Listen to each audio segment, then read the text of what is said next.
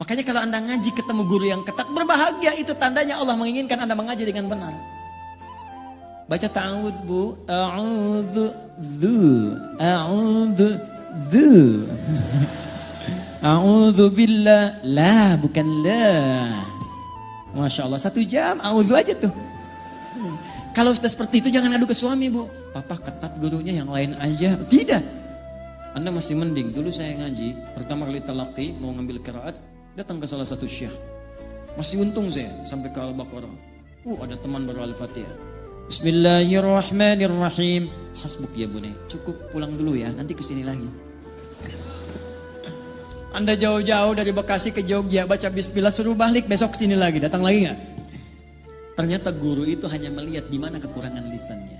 Seperti Anda belajar TOEFL, dilihat di mana kekurangannya, besok sudah diperbaiki. Itulah qiraat supaya benar, dan saat Anda baca pun berpahala. 1 hurufnya berapa? 10. At-Tirmidzi nomor hadis 2010.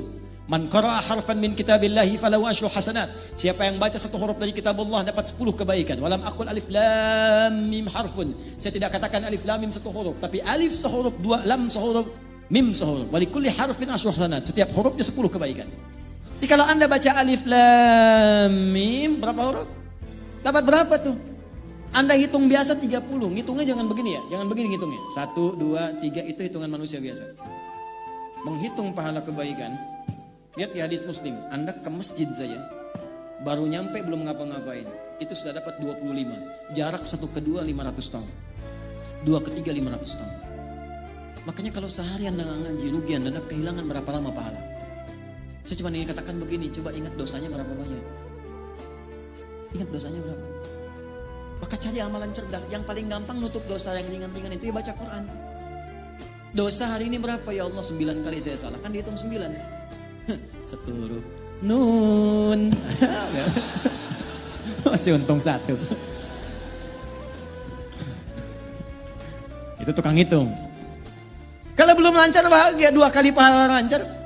Walladzi yatata'ta wa huwa syaqqun 'alaihi falahu ajran. Kalau ada orang terbata-bata berat mengucapkan hurufnya, 2 kali pahala orang lancar. Bismillahirrahmanirrahim. 2 kali. Orang dapat 19, 90 dia kali 2. 380.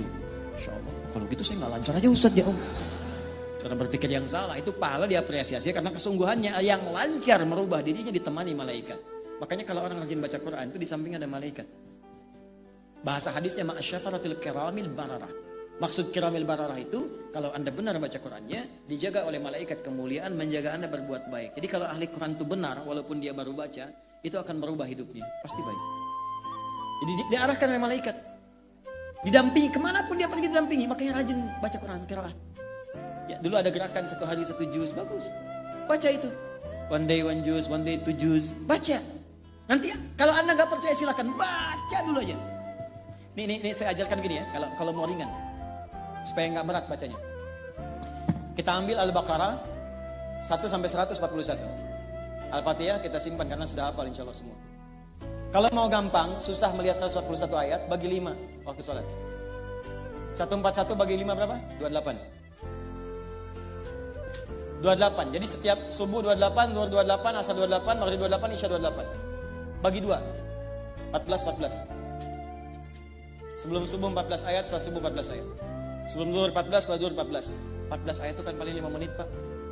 Apa nggak punya waktu untuk akhirat kita 14 menit? Apa tidak punya waktu untuk cahaya kubur kita 14 menit? Hanya 5 menit saja, 14 ayat. Nanti rasakan perbedaannya saat kita pulang. Saya cuma katakan begini. Setiap kita pasti pulang. Kita pasti meninggal. Itu pasti. Dan kita nggak bisa pilih. Mungkin hari ini, mungkin sore ini, mungkin malam ini. Dan kita yakin kita pulang. Saya tadi katakan, Anda ke Jogja saja, kesini aja butuh bekal. Itu baru antar dunia, di inter dunia di situ. Sekarang kita mau meninggalkan dunia dan bekal apa yang kita bawa? Minimal perbanyak ini.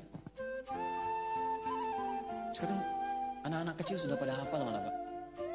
Anak kecil 4 tahun, 5 tahun hafal Quran 30 juz. Ya, saya mengajar di Bekasi itu ada anak-anak bimbingan. Ada yang belum TK bahkan. Maghrib sekarang hampir setengah 7 di Bekasi. Mereka jam setengah 6, jam 6 sudah datang ke masjid. Berjamaah di masjid menghafal Quran. Ada yang sekian juz, ada yang khatam dan seterusnya. Ada yang Ba'da Isya baru pulang, Ba'da Isya kerjain PR di masjid. Anda bayangkan anak 3-4 tahun, 5 tahun sampai menghafal Quran khatam 30 juz untuk persiapan dia pulang. Padahal dia belum balik. Anda diberikan 30 tahun, 40 tahun, 50 tahun. Apa yang Anda kerjakan kalau sampai hari ini aja baca belum punya waktu? Apa yang Anda lakukan? Berusaha dengan benar. Saya sering sampaikan sebuah kisah yang anak dari masjid itu Mu'ab sampai dihafal Quran padahal buta matanya, menempuh jarak 20 km pakai motornya jadul.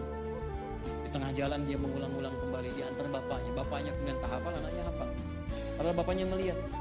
Satu kali datang reporter tuh mengecek, kenapa Anda mau menghafal Quran begini? Apa jawabannya? Demi Allah katanya.